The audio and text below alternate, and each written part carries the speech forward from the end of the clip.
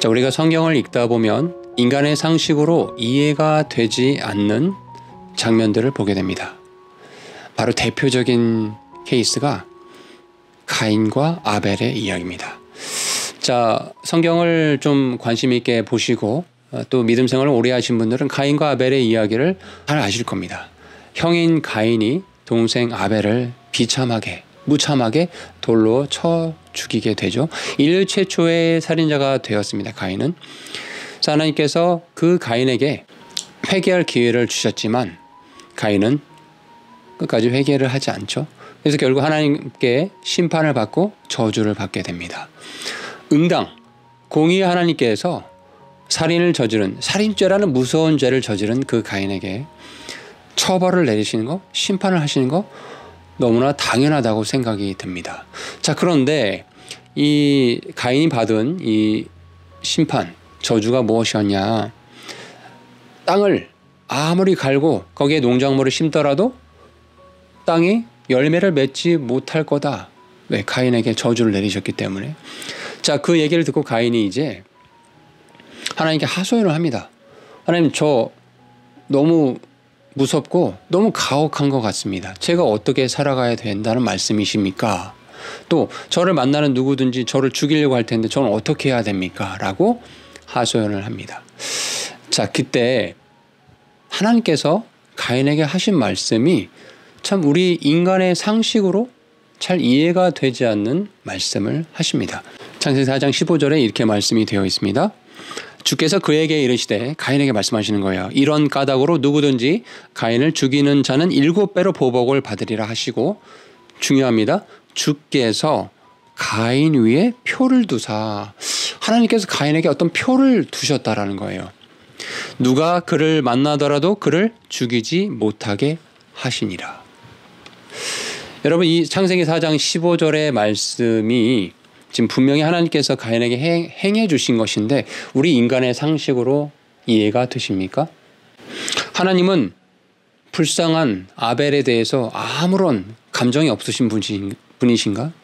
아벨이 전혀 불쌍하지도 않으신가? 어찌 잔인하게 자기 동생을 돌로 쳐 죽인 가인에게 이런 친절과 은혜를 베푸시는 건가? 자, 이런 의구심이 우리 마음속에 떠오르는 것이 당연합니다. 이번 시간에는 이 가인의 표라는 제목으로 하나님께서 왜 가인에게, 살인을 저지른 그 가인에게 이 표를 주셨는가, 그 의미를 함께 나누고자 합니다. 가인의 표가 무엇인가에 대한 주제와 관련해서 많은 신학자들의 논의와 가설들이 있었는데 이것이 무엇이다 라고 딱 단정지어서 말할 수 있는 부분은 아닙니다. 첫 번째 가설은 어떤 사람들은 이 가인이 받은 표가 상처나 어떤 일종의 문신이었을 거다라고 생각을 합니다. 또 두 번째 가설은 가인의 표가 피부색이 이제 어두운 피부색이라고 믿었어요. 그래서 하나님께서 가인을 알아보시기 위해서 피부색을 검게 만드셨다라는 거예요. 그래서 가인은 저주를 받았기 때문에 가인의 표가 검은 피부색이었다라는 믿음은 많은 사람들로 하여금 어두운 피부색을 가진 사람은 저주를 받은 것이다 라는 믿음을 갖게 했었습니다. 그래서 이제 많은 사람들이 가인의 표에 관한 가르침을 아프리카 노예들을 매매하고 그들의 피부가 지금 검잖아요. 검고 어둡잖아요. 그런 피부색을 가진 사람들을 차별화하는데 정당한 거다. 너희들 가인의 후손들이니까 라고 하면서 이런 비성경적인 해석으로 또 이것들을 보는 견해도 있어 왔습니다. 그러나 히브리어 원어를 보더라도 이것은 전혀 맞지 않는 해석으로 보입니다. 또 세 번째 가설은 가인의 표를 상징적으로 해석하는 견해도 있습니다. 자, 이는 하나님이 가인을 보호하시겠다라는 약속과 보증을 나타내는 상징적인 의미로 이해를 해야 된다라고 말씀하신 분들도 있어요. 네 번째 가설은 가인의 표는 사회적 질서를 유지하기 위한 하나님의 어떤 조치였다. 하나님은 가인을 보호하심으로써 복수의 악순환을 막고 사회적 안정과 질서를 유지하고자 하셨다라고 보는 견해도 있습니다. 자, 가인의 표에 대해서 성경은 뭐라 말씀하시는가? 사실 정확하게 이것이 무엇이다 라고 성경에서 말씀하시진 않지만 이 표, 마크란 단어를 우리가 성경 전체적으로 한번 살펴보면 몇 가지 하나님께서 가인에게 주신 표가 어떤 의미일 것인가를 우리가 생각해 볼 수 있거든요. 첫 번째 에스겔서 9장 4절 6절의 말씀을 보시기 바랍니다. 이제 8장부터 이어지는 것인데 에스겔을 통해서 하나님께서 이제 그 우상 숭배하는 이스라엘 예루살렘 사람들을 심판하시겠다라는 그런 메시지가 담겨 있어요. 하나님께서 이제 성읍을 관리하는 6명의 사람들에게 모든 우상 숭배자들을 죽이라고 명령을 하십니다. 여러분 에스겔서 9장 1절과 2절을 보시기 바랍니다. 그분께서 또한 큰 소리로 내 귀에 외치며 이르시되 그 도시에 관한 책무를 맡긴 자들이 각각 파괴하는 무기를 손에 들고 가까이 오게 하라. 자, 손에 파괴하는 무기를 들고 가까이 오라고 하셨어요. 2절에 보라 6사람이 북쪽을 향해 높은 문의 길로부터 나오는데 각 사람이 살육하는 무기를 손에 들고 이렇게 나왔다. 하나님의 이제 심판을 준행하기 위해서 사람들이 나왔다라는 거예요. 4절에 가보겠습니다. 주께서 그에게 이르시되 그 도시 한가운데에서 곧 예루살렘 한가운데 지나가며 그곳의 한가운데서 이루어지는 모든 가증한 일로 인해 탄식하고 부르짖는 사람들의 이마에 표를 찍으라 라고 하셔요. 자, 심판을 행하시기 앞서서 예루살렘에서 행해지는 가증한 우상숭배의 일들을 통탄하면서 탄식하는 하나님께 또 부르짖는 사람들이 몇 사람, 소수의 사람들이 있었거든요. 자, 그들을 구별해서 그들의 이마에게 표를 마크를 해라 라고 에스겔을 통해서 말씀하고 계십니다. 자, 왜 그렇게 하셨냐?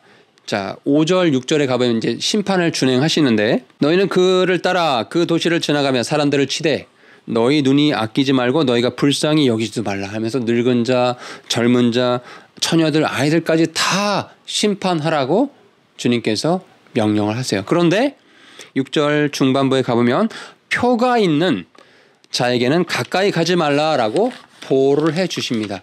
자, 이 부분을 통해서 우리가 생각해 볼 수 있는 것은 재앙을 또 심판을 내리고 준행하는 그 하나님의 시간표 속에서 하나님의 표를 받은 사람은 그 재앙을 면하게 해주시는 증거의 용도로, 증거의 상징으로 하나님께서 표를 사용하신다라는 것을 우리는 한 가지 알 수 있습니다. 두 번째, 이 표는 그 사람이 누구의 소유이냐라는 것을 또 드러내주는 용도이기도 합니다.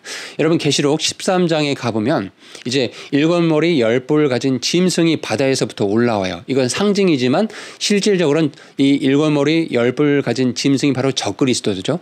이 적그리스도가 그 이마에 가증한 신성 모독하는 이름이 가득 차 있다라고 해요. 그리고 이제 그 13장 후반부에 가보면 그 짐승의 이름으로 표를 받지 않은 사람은 매매를 하지 못하게 하나님께서 심판을 내리시는 장면을 보게 됩니다. 그 얘기는 무슨 얘기예요? 그 적그리스도의 표를 받은 사람, 그 이름을 가진 사람은 매매를 할 수 있다는 건 불신자들이죠. 하나님 믿지 않는 자들이죠. 그 표를 받지 않는 사람들은 하나님 쪽으로 속한 사람들이라는 걸 알 수 있습니다. 바로 이어서 계시록 14장에 가보시면 그것과 7머리 10뿔 가진 짐승과 대비되는 하나님의 어린 양의 이름을 가진 사람들, 신실한 믿음의 사람들이 나오거든요. 그들의 이마에 하나님께서 14만 4천의 이름에 아버지 하나님의 이름을 기록해 주셨다라는 구절이 있습니다. 자, 이런 것들을 통해서 표는 이름의 의미로도 확대해서 생각해 볼 수 있고, 즉 그 존재가 사탄에게 속한 존재인지 하나님께 속한 존재인지를 표시하고 구분해주는 용도로 이 표를 또 사용하신다라는 것을 우리는 성경을 통해서 볼 수 있습니다. 자, 이런 성경적인 맥락을 가지고 창세기 4장 15절에서 하나님께서 가인에게 주신 표의 의미가 무엇인지를 성경의 관점으로 다시 한번 생각해 보겠습니다.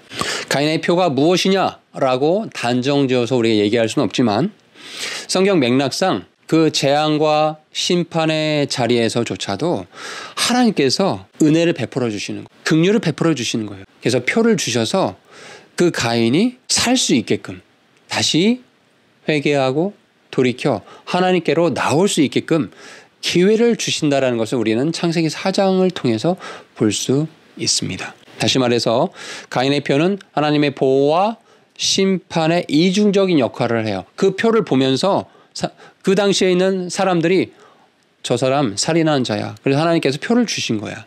그렇지만 저 사람이 살인했다고 해서 우리가 함부로 죽일 수는 없어. 왜? 하나님께서 가인을 죽이면 재앙을 받는다고 경고하셨거든. 자, 하나님의 심판을 받은 증거이면서도 동시에 하나님의 보호를 받는 이중적인 의미를 가지고 있다라는 거예요.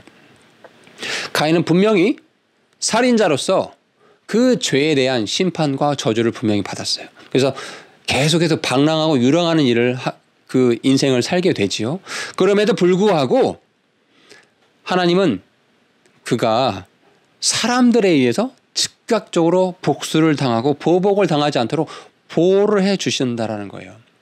이는 죄에 대해서 하나님의 심판과 동시에 다시 한번 그가 돌이켜 하나님 앞에 나올 수 있는 기회, 긍휼의 기회를 주시는 그런 이중적 의미가 바로 가인의 표였다. 심판 속에서도 다시 한번 죄인에게 은혜를 베풀어 주시는 하나님의 은혜의 표시가 바로 가인의 표였다라고 우리는 성경을 통해서 이렇게 생각해 볼 수 있습니다. 사랑하는 성도 여러분, 가인에게 살인자인 가인에게 주신 하나님의 표를 우리가 한번 묵상해 보시기 바랍니다. 단순한 어떤 기호가 아니었다라는 거예요. 이것은 하나님께서 죄인에 대해서 긍휼을 베푸시고 또 이 악이 되풀이되고 복수의 복수가 되풀이되는 이런 악순환을 막으시면서 보호와 인도하심의 약속을 이 표라는 가인에게 주신 표를 통해서 강력한 메시지를 우리에게 전달해주고 있다는 겁니다. 우리 삶 속에서 하나님의 긍휼과 보호하심이 늘 넘치길 소망합니다. 우리는 가인과 같은 죄를 짓진 않았어요. 대부분의 사람들이 무슨 살인죄 같은 엄청난 죄를 짓진 않았어요. 그럼에도 불구하고 나의 힘으로 구원받은 사람은 아무도 없죠. 전적인 하나님의 은혜로 구원받은 자들입니다. 그리고 구원받은 자들에게 성령님의 인치심이 있다라고 말씀하셨어요. 마치 표를 주신 것처럼 하나님의 인치심, 도장 찍으심이 있다라는 거예요. 그러면 우리가 어떻게 살아야 되겠습니까? 가인조차도 그 살인자에게 은혜를 베푸신 하나님이 나의 하나님이세요. 나의 아버지세요. 그러니 우리의 삶은 더 하나님 앞에 투명하게, 더 믿음의 굳건한 반석 위에 서 있어야 된다는 것을 우리는 이 창세기 4장 가인의 표에서 그 묵상을 통해서 배우게 됩니다. 한 주간 동안 이 가인의 표, 하나님께서 살인자에게도 은혜를 베푸시는, 긍휼을 베푸시는 그 하나님이 바로 나의 아버지시고 나의 하나님이시다라는 것을 기억하시면서 한 주간 정말 힘차게 힘있게 살아가시길 간구합니다. 한 주간 동안 평안하시기 바랍니다. 샬롬.